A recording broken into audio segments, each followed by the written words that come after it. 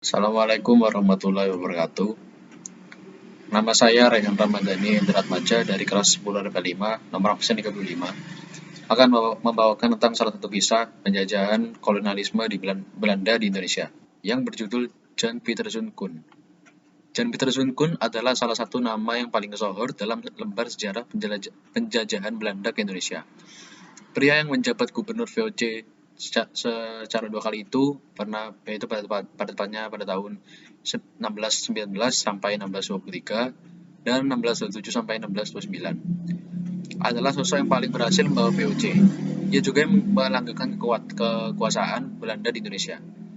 Koen adalah pahlawan bagi penerusnya. Euforia itu bahkan berlanjut sampai ratusan tahun setelah masa kejayaan Koen. Patung Koen juga dibangun di Batavia, merupakan salah satu bentuknya. Pengaruh Koen dalam perkembangan VOC begitu besar. Berkat program politiknya yang terkenal, diskursus mengenai negara India, Koen yang saat itu menjabat sebagai pemegang buku kepala dan direktur dagang di Banten, mendapatkan Jayakarta dalam posisi penting bagi kesejahteraan Belanda. Koen muda di usia 28 tahun langsung menitik beratkan pendapatnya terkait penaklukan Indonesia pada 2 argumen. Program politik itu berhasil meyakinkan 17 direktur kongsi dagang Belanda VOC yang terkenal dengan sebutan Heren Zeventen. Apalagi Koen dikenal menguasai perdagangan bahkan sejak usia 13 tahun. Jadi cukup muda. Pada usia 13 tahun, Koen muda sudah berhasil mengetahui seluruh perdagangan dan menguasainya sebagai bekal untuk kedepannya. Koen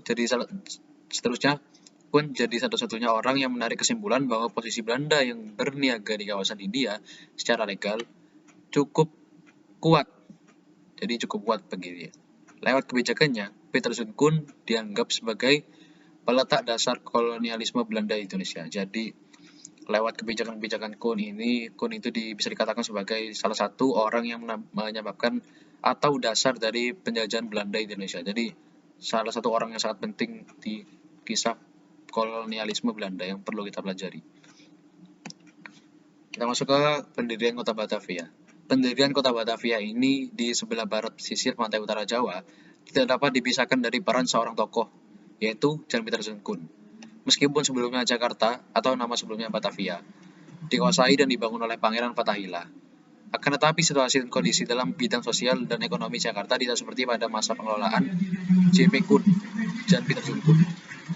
Setelah Jakarta dikuasai oleh VOC, melalui kebijakan ekspedisi militer yang dirancang oleh J.P. Koen, keadaan kota Jakarta perlahan demi perlahan semakin meningkat dalam bidang sosial ekonomi. Jadi, Koen ini memang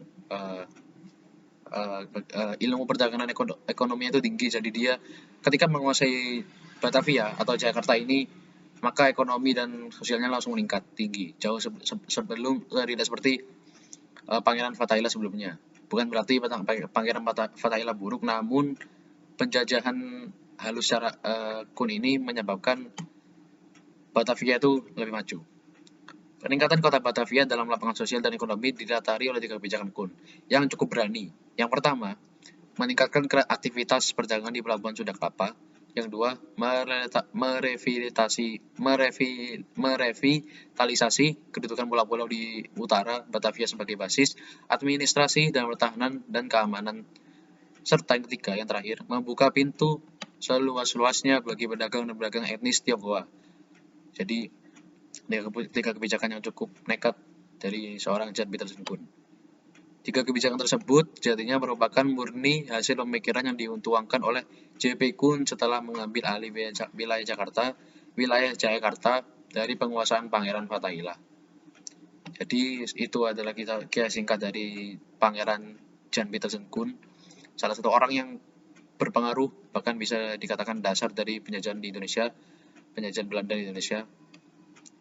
Kisahnya masih banyak dan cukup luas. Tidak bisa, kalau saya ceritakan semua di sini maka akan terlalu panjang, apalagi saya tidak terlalu pro dalam menceritakan kisah-kisah seperti ini. Dari itu, sekian, terima kasih. Mohon maaf apabila ada salah kata dan kekurangan. Saya Rehan Ramadhani. Wassalamualaikum warahmatullahi wabarakatuh.